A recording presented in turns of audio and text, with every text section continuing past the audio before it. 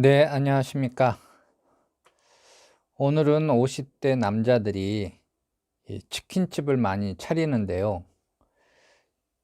요 근래 같은 경우에는 그 치킨집을 차리면 정말 망할 확률이 되게 많습니다. 그래서 왜 그렇게 치킨집을 하면은 성공보다 실패를 할 확률이 많은지 좀 구체적으로 오늘은 확인을 해 보겠습니다. 치킨 먹고 싶네요. 일단 얼마 전까지만 해도 우리나라의 치킨집이 그 전 세계에 있는 맥도날드 아시죠? 맥도날드 매장 수만큼 있었습니다. 어마어마하게 많았다는 얘기죠. 그 은퇴한 사람들이 이 적은 자본으로 쉽게 창업을 할 수 있는 부분이 있어서 은퇴하면 당연히 또 치킨집으로 생각한 시간이 있었습니다. 그 시기가 있었습니다. 그래서 참 많았었죠. 근데 그 치킨집이 지금도 서울 시내에는 어마어마하게 많습니다. 이게 뭐냐면은 구글에서 서울 근처로 해서 서울 인근에 있는 그 치킨집을 빨간 표시로 해 놓은 거거든요. 새카맣습니다. 새빨갛죠, 그냥. 그만큼 아직도 치킨집이 많다는 겁니다.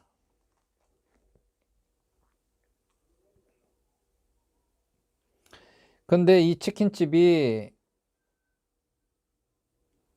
많이도 생기지만 또 많이도 또 이 폐업을 하거든요. 역시 그 폐업하는 이유가 여러 가지가 있겠지만 윗그림에서 봤지만은 너무 이 무작위로 창업을 하다 보니까 서로 간에 이득이 없는 겁니다. 즉 출혈 경쟁을 많이 하다 보니까 이 마진이 남는 게 거의 없죠.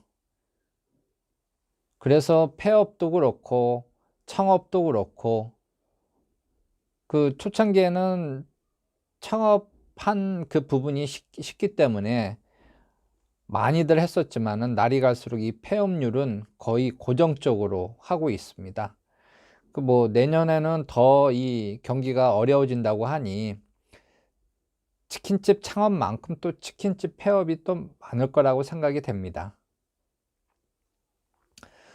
맨날 싸우는 거죠. 뭐 주먹 쥐고 싸우지 않지만은 이 뭐 그냥 보이지 않는 그 싸움이죠. 치킨집은 동네에 한 50m 하나씩 있다 보니까 언제 생기는지도 모르고 언제 망했는지도 모르고 암암리에 많이들 저렇게 싸우고 있습니다. 근데 이렇게 치킨집이 많이 생기는 이유가 뭐 아시다시피 우리나라에 실업률이 많다 보니까 이 은퇴한 아빠들이 경험은 없고 자본도 없고 하다 보니까 쉽게 할 수 있는 게 치킨집이거든요. 그래서 일단 실업률 때문에 일단 많이 하고 있는 부분이 치킨집입니다. 그런데 이 그림은 뭐냐면은 요새는 은퇴한 사람들만 치킨집 하는 게 아닙니다.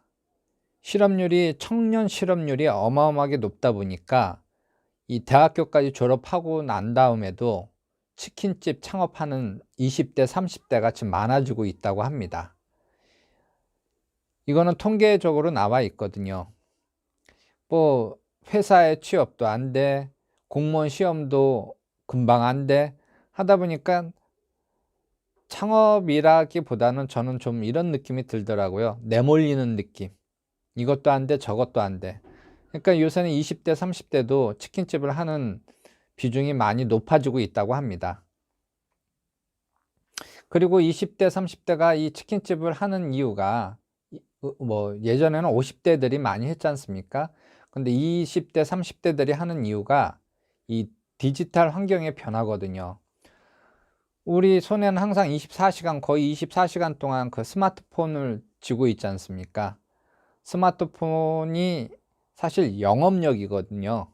옛날에는 전단지로 해가지고 치킨집 홍보를 한 게 다였지만은 요새는 뭐 페이스북도 있고 인스타그램도 있고 여러 가지 SNS가 많다 보니까 그런 걸로 홍보해도 충분하거든요. 근데 그거를 잘 활용하는 20대, 30대들이 어찌 보면 치킨집이 자본이 별로 안 들고 그 영업력만 있으면은 어느 정도 좀 성공할 가능성이 있다는 느낌 때문에, 생각 때문에 이렇게 많이 몰려들고 있는 걸로 보입니다. 그런데 이 치킨집을 하는 것도 좋겠지만은, 이게 너무 이 구역이 없다 보니까, 자기만의 본 구역이 없다 보니까 50대들이 이 치킨집을 하면은 거의 망하는 거라고 저는 생각이 되거든요. 그러면 뭐 올해도 그렇지만 내년에도 지금 쏟아지는 게 실업자인데, 50대 정도 된 사람들이 이 회사를 나오고 난 다음에 뭘 창업을 하냐 이거죠. 요것도 좀 자료를 찾아보니까요, 좀 제 생각에는 좀 괜찮다고 생각이 돼서 알려드리는 겁니다. 만약에 50대라고 하면 뭐 회사 일만 알았죠, 뭐. 그다음 공부하라는, 예전에는 학교 다닐 때는 공부만 했었고, 그리고 이제 회사라는 테두리를 딱 벗어나니까 뭐 창업이라는 넘어야 할 산이 딱 보이는데, 만약에 창업을 한다고 하면 치킨집 그런 것보다는 저는 이 본죽 있지 않습니까? 우리 아플 때 먹었던 죽. 요 프랜차이즈가 좀 괜찮다고 생각이 되거든요. 왜냐면은 그 치킨집처럼 이렇게 무작위로 이 가맹점을 주는 게 아니라, 여기서는 본사에서 가맹점들을 나름대로 해가지고서 영업 구역을 정해준다고 합니다. 그러니까 뭐 이쪽에 이 동네 저 동네에 무작위로 있는 게 아니라, 본죽은 딱 이렇게 구역이 나눠져 있어 가지고서 최소한의 그 이익은 한 달에 어느 정도는 고정적으로 가져가는 걸로 알고 있어요. 근데 그러면은 그리고 또 본죽의 또 하나 특이점이 뭐냐면은, 예전에는 배달을 하지 않았거든요. 배달을. 왜냐하면은 만약에 배달을 하게 된다고 하면 서로 간에 그것도 또 출혈 경쟁이 된다 이거죠. 이쪽 구역 저쪽 구역, 뭐야, 이렇게 주문을 받는 곳이 가맹점이잖아요.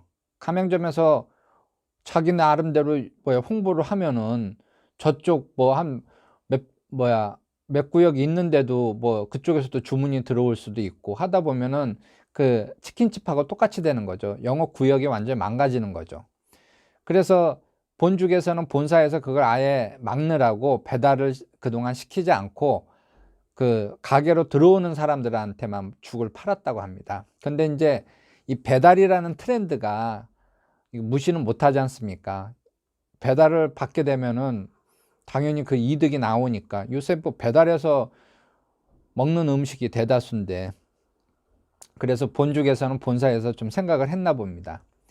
이 영업 구역은 정해졌고 배달은 해야겠고, 그래서 이 본 오더라는 그 애플리케이션이 있나 봅니다. 거기에 주문을 하면 그 주문한 내용이 본사로 가나 봅니다. 그래서 본사에서 가맹점한테 그 배달을 시키는 거죠. 그러면은 어차피 배달 구역은 본사에서 정해진 것으로 되어 있고, 그 배달 구역 안에 있는 가맹점한테 배달을 시키는 거니까 서로 뭐 피 튀기는 경쟁은 할 필요가 없는 거죠. 이거 괜찮더라고요. 생각을 해보니까. 그래서 본죽 이런 거를 보니까 가맹점 수도 계속 늘어나고, 또 매출액도 계속 늘어난다고 그러더라고요. 치킨집처럼 맨날 망가지고 맨날 세워지고 그러는 게 아니라 꾸준히 계속 늘어나면서 꾸준히 매출도 늘어나는 걸로 알고 있습니다.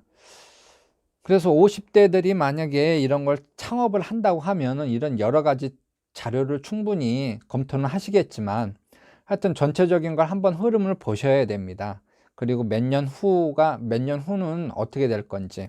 아까 얘기한 것처럼 SNS 있지 않습니까? 그거 활용 진짜 잘 하셔야 돼요. 옛날처럼 진짜, 몇 수십만 원 들여가지고서 전단지 찍어가지고서 아파트에다 막 이렇게 돌리는 거는 옛날 얘기고요. 그 24시간 저도 스마트폰이 있지만은 거기서 다 보고서 오더를 하거든요. 이거는 배워야 되는 부분입니다. 이거는 뭐 남한테 시키는 부분이 아니라 소자본으로 창업을 한다고 하면은 하나서부터 열까지 다 자기가 해봐야 되니까 그동안 해보지 않던 거라고 해도 한 번쯤은 해봐가지고서 이걸 충분히 자기 걸로 만들어야 됩니다. 창업이라는 건 되게 힘들어요. 또 50 먹은 나이에서, 나이가 많은 것도 아니고 적은 것도 아니고 어정쩡한데, 하여튼 산 넘어 산이고 물 건너 물입니다. 힘내십시오. 오늘은 여기까지 하겠습니다. 감사합니다.